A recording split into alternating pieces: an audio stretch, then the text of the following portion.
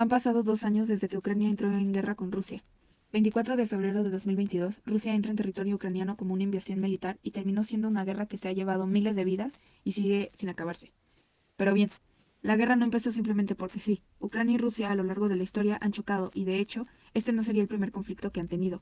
Nos podemos remontar desde la Edad Media hasta el presente. Verán, como mencioné antes, desde la Edad Media la relación de estos dos países comenzó porque tenían algo en común.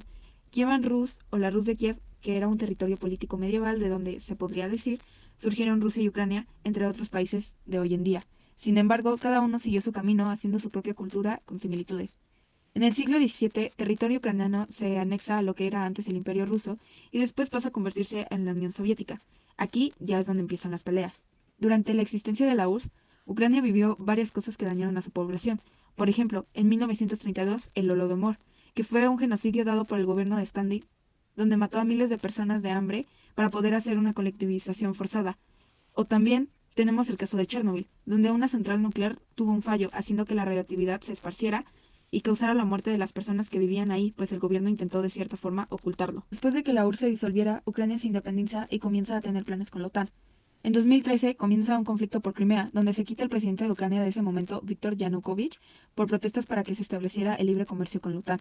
Putin, para evitar esto, manda tropas a bloquear y termina anexando Crimea. Esta anexión ayudó a Putin con el tema del comercio marítimo, ya que le da paso al Mar Negro. Otra razón por la cual Putin ha tomado la decisión de hacer esta guerra es porque considera que Ucrania es pueblo de Rusia, que son dos territorios de una misma raíz y que por lo tanto les pertenece, y también es una estrategia para obtener petróleo. Lamentablemente, Ucrania no puede zafarse tan sencillo de esta, ya que desde hace mucho tiempo, al igual que otros países, depende del gas ruso. Los actores en este conflicto los podemos dividir en tres. El primero, el presidente de Rusia, Vladimir Putin, quien lideró la anexión de Crimea en 2014 y en 2022 lanzó una invasión a gran escala contra Ucrania. Además, ha apoyado a los separatistas en el este de Ucrania. Sus objetivos incluyen reafirmar la influencia de Rusia y resistir la expansión de la OTAN. El segundo, el presidente de Ucrania, Volodymyr Zelensky. Zelensky ha encabezado la defensa de Ucrania, resistiendo la invasión rusa. También ha asegurado el apoyo militar y financiero de Occidente y ha trabajado para unificar a su país en esta lucha por su soberanía. Finalmente, tenemos a la ONU. La ONU ha condenado la agresión rusa y ha servido como un foro diplomático para discutir el conflicto. También ha proporcionado asistencias humanitarias a los afectados. Sin embargo, su capacidad para intervenir está limitada por el poder del veto de Rusia en el Consejo de Seguridad. La Revolución Naranja fue una serie de protestas políticas que tuvieron lugar en Ucrania a finales de 2004 hasta enero del 2005. Esta protesta se dio debido a que se observó un fraude electoral en la presidencia y se acusó de una clara corrupción. Gracias a esta revolución se anularon los resultados electorales y dieron paso a la realización de nuevas elecciones. Finalmente dieron como ganador a Viktor Yushchenko, reemplazando a Leonid Kukma, dando fin a un gobierno autoritario y corrupto. Desde que Rusia atacó Ucrania, la más afectada ha sido Ucrania, ya que tienen una serie de desventajas en términos de población, economía, ejército, recursos naturales, influencia internacional, experiencia en combate y tecnología. Sin embargo, cabe de mencionar que Ucrania ha resistido a los ataques y ha recibido el apoyo de países como Estados Unidos, Polonia, Reino Unido, entre otros. La razón principal por la cual Rusia atacó Ucrania fueron por intereses geopolíticos, ya que el actual presidente Vladimir Putin buscó a toda costa que Ucrania no fuera parte de la OTAN, ya que la veía como una amenaza. También, desde que anexaron Crimea, se hicieron con esta parte del territorio y buscaron tener más parte del país. Esta guerra trajo consigo demasiadas consecuencias, tales como la erosión de la soberanía, poniendo en peligro su independencia, limitaciones en la libertad civil, en este caso la censura de información y restricción, una desestabilización de regios, creando un ambiente de miedo e incertidumbre. Rusia ha demostrado no tener miedo de utilizar las armas con tal de alcanzar su objetivo. Pero la más importante es el cuestionamiento sobre si las instituciones internacionales en verdad funcionan, tales como la ONU y la OTAN, sin dejar de lado que los derechos humanos no se tomaron en cuenta en este conflicto por parte de Rusia.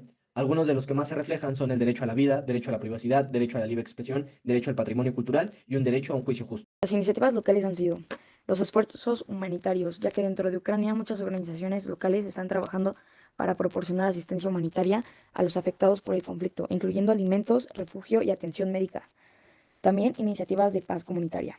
En áreas afectadas por el conflicto, las comunidades locales están involucradas en iniciativas para fomentar la reconciliación y la reconstrucción, y estos esfuerzos a menudo incluyen diálogos comunitarios y proyectos para reconstruir la infraestructura dañada.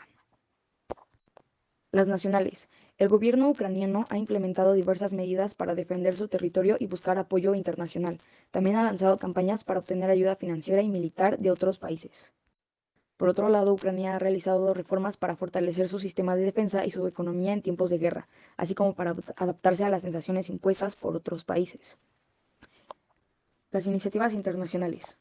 Muchos países y organizaciones internacionales han impuesto sanciones económicas y políticas a Rusia en respuesta a su agresión con el objetivo de presionar al Kremlin para que detenga el conflicto. Apoyo militar y financiero. Países de la OTAN y la UE, entre otros, han proporcionado apoyo militar y financiero a Ucrania para ayudar en su defensa en la reconstrucción de áreas afectadas por la guerra. Estos intentos de resolución pacífica fue el Protocolo de Minsk, firmado el 5 de septiembre de 2014. Este fue el primer acuerdo que buscó detener a la guerra en el este de Ucrania. El acuerdo incluía un alto al fuego, intercambio de prisioneros y la retirada de armas pesadas. Aunque inicialmente redujo la intensidad del conflicto, el acuerdo no logró una paz duradera. Ambos lados acusaron al otro de violaciones y los combates continuaron esporádicamente. Por lo tanto, en 2015 hubo otro acuerdo Minsk II, donde los mediadores nuevamente eran la OSCE, Rusia, Ucrania y los líderes separatistas de Donetsk y Lugansk. También participaron Alemania y Francia en lo que se conoció como el formato Normandia. Fue firmado el 12 de febrero de 2015. Minsk II buscó consolidar un alto al fuego y ofrecer un plan más detallado para una resolución política, incluyendo la descentralización del poder en Ucrania y elecciones en las áreas controladas por los separatistas.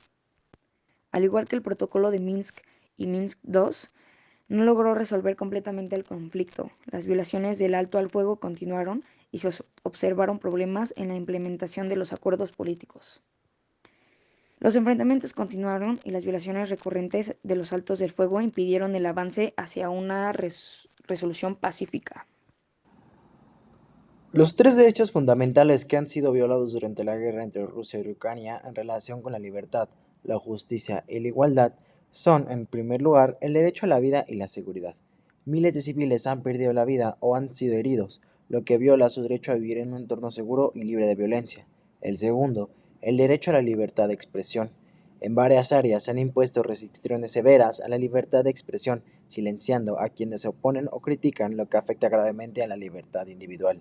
Y por último, el derecho a la igualdad y no discriminación. La población ucraniana ha enfrentado discriminación basada en su identidad nacional, violando su derecho a ser tratada con igualdad y equidad.